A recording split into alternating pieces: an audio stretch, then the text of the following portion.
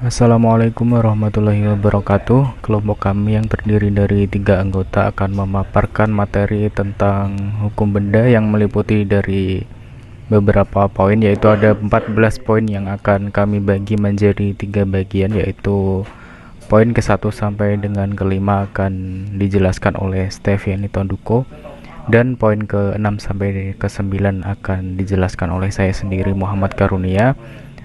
Selanjutnya, poin ke-9 sampai dengan 14 akan dijelaskan oleh Josoro Setiawandai.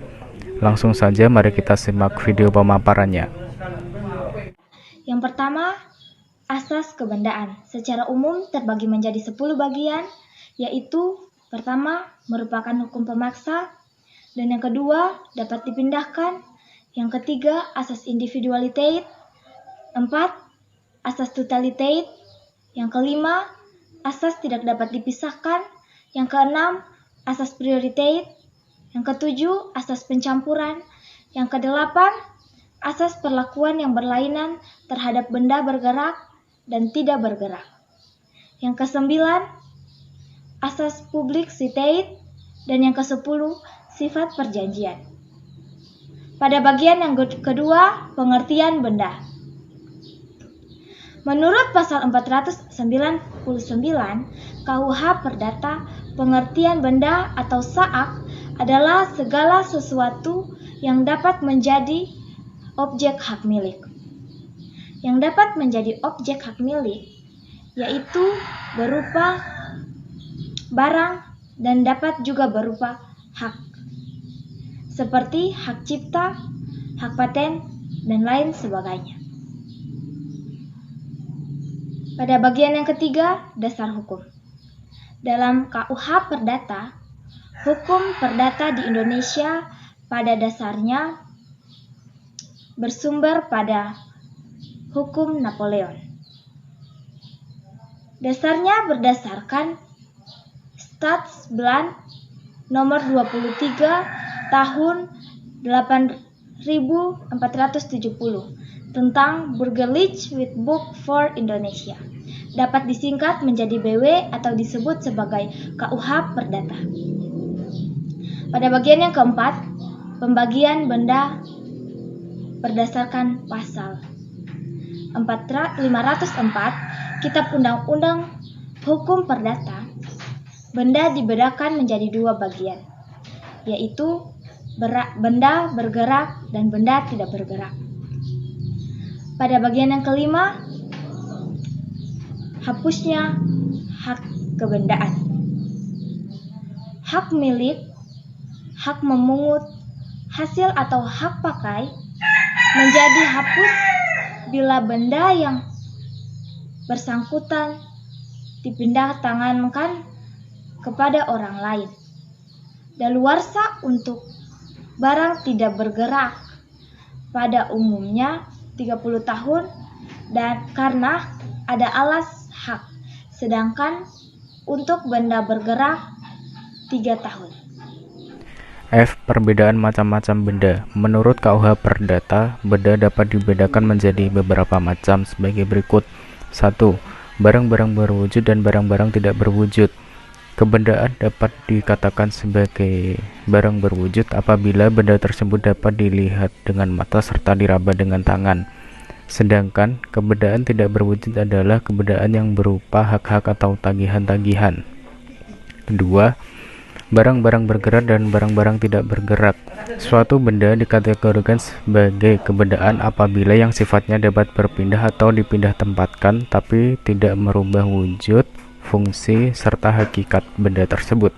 Demikian pula sebaliknya, kategorisasi kebendaan tidak bergerak pertama, yaitu karena sifatnya adalah benda yang apabila dipindahkan tempat menjadi merubah wujud benda tersebut, fungsinya, serta hakikatnya.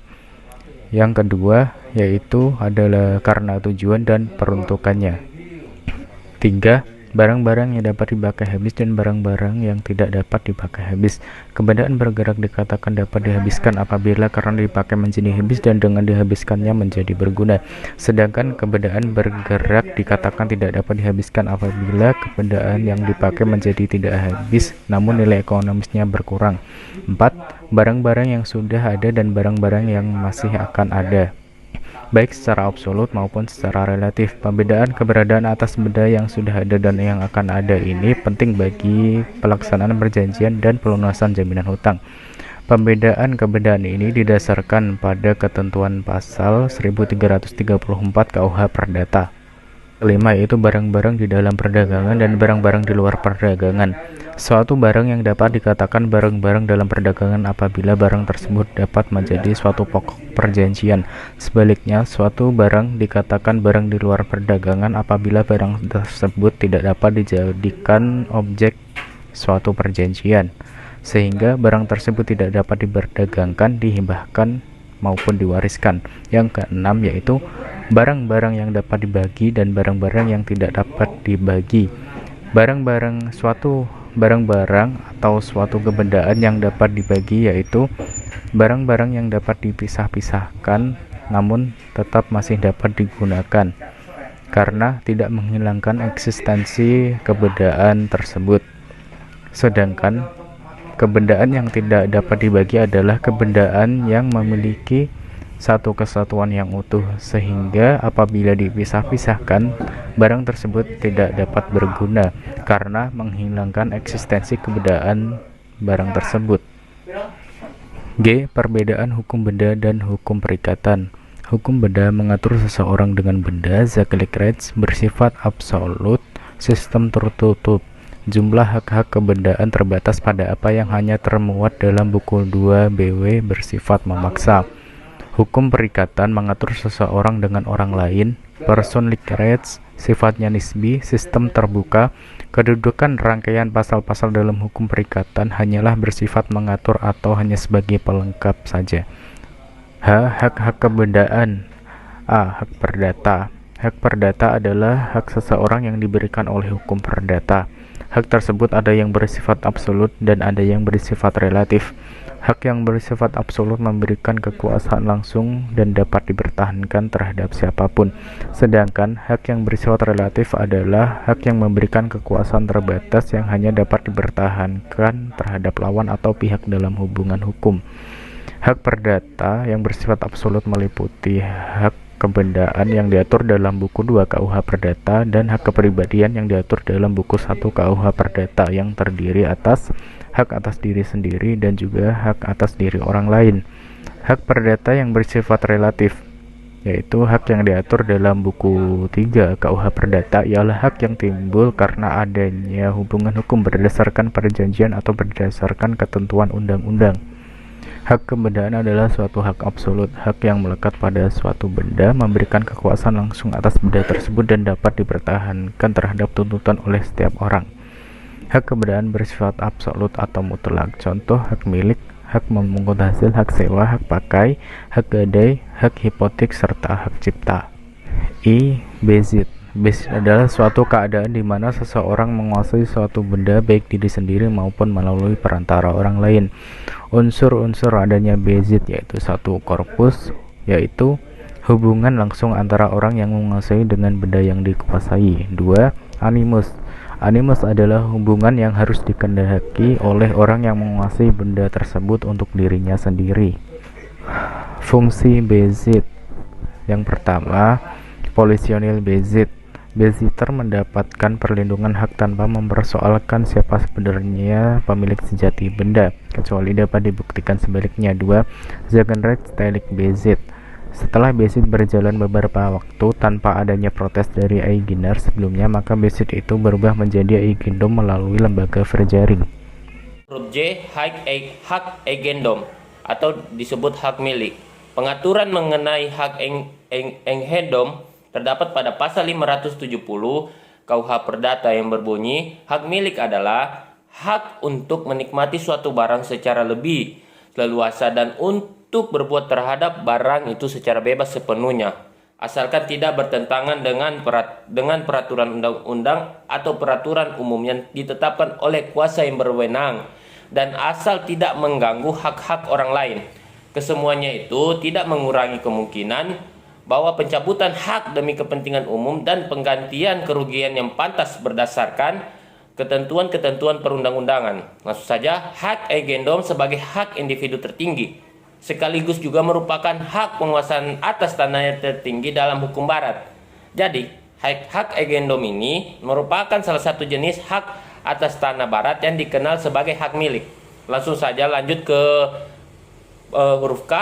Hak memungut hasil adalah hak untuk memungut hasil dari benda orang lain seolah-olah benda itu miliknya sendiri, dengan kewajiban bahwa dirinya harus menjaga benda tersebut tetap dalam keadaan seperti semula. Ini dalam pasal 756 BW. Kewajiban dari pemegang hak memungut hasil diatur dalam pasal 782 sampai dengan 806. Lanjut ke huruf L, hak pakai dan hak mendiami. Di dalam pasal 818 BW hanya disebutkan bahwa hak pakai dan hak mendiami itu merupakan hak kebendaan yang terjadinya dan hapusnya sama seperti hak memungut hasil, atau disebut Vorgebruik. Hak pakai sebetulnya sama dengan hak mendiami, cuma bila hak ini mengenai rumah kediaman dinamakan hak mendiami. Menurut pasal 821 BW, hak pakai hanya diperuntukkan buat diri si pemakai dan anggota keluarganya saja. Kemudian pada pasal 823 BW mengatakan menentukan pemakai tidak diperbolehkan menyerahkan atau menyewakan haknya kepada orang lain. Lanjut ke huruf M, hak gadai. Gadai adalah suatu hak yang diperoleh kreditur atas suatu benda bergerak yang diberikan debitur kepadanya sebagai jaminan pelunasan pembayaran dan memberikan hak kepada kreditur untuk mendapat pembayaran lebih dahulu dari kreditur lainnya atas hasil penjualan benda tersebut. Pasal 1150 BW. Pengertian gadai di atas membuktikan bahwa hak gadai adalah tambahan atau buntut dari suatu perjanjian pokok, yaitu perjanjian pinjam meminjam uang, dengan tujuan agar kreditur jangan sampai dirugikan. Apabila debitur lalai membayar kembali uang pinjaman berikut bunganya, jadi tidak mungkin timbul adanya hak gadai tanpa ada perjanjian pokok berupa perjanjian hutang piutang. Lanjut ke yang terakhir, huruf N, yaitu fidusia. Sesuai dengan ketentuan pasal 1 Undang-Undang Nomor 42 Tahun 1999 tentang jaminan fidusia, pada butir 1, yang dimaksud dengan fidusia adalah pengalihan hak kepemilikan suatu benda atas dasar kepercayaan dengan ketentuan bahwa benda yang kepemilikannya dialihkan tersebut tetap dalam penguasaan pemilik benda. Lanjut, dalam hukum Romawi terdapat semacam hak gadai yang dinamakan fiducia, yaitu suatu pemindahan hak milik dengan perjanjian bahwa benda akan dikembalikan apabila si berhutang sudah membayar lunas hutang dan bunganya. Selama hutang belum dibayar, kreditur menjadi pemilik benda yang dijaminkan itu. Sebagai pemilik, ia berhak menyuruh memakai dan menyewakan benda itu kepada debitur, sehingga orang yang berhutang ini tetap menguasai bendanya. Dari asal katanya, fidusia berarti kepercayaan, sehingga dapat diartikan bahwa fidusia merupakan lembaga jaminan atas kepercayaan tanpa harus menyerahkan fisik suatu benda yang dijaminkan. Syaratnya harus ada perjanjian peralihan hak. Demikian video pemaparan dari kelompok kami, kurang dan lebihnya mohon maaf. Dan jika ada yang ingin menambahkan kekurangan tersebut, bisa langsung ditambahkan di kolom komentar ya. Terima kasih dan sekian. Wassalamualaikum warahmatullahi wabarakatuh.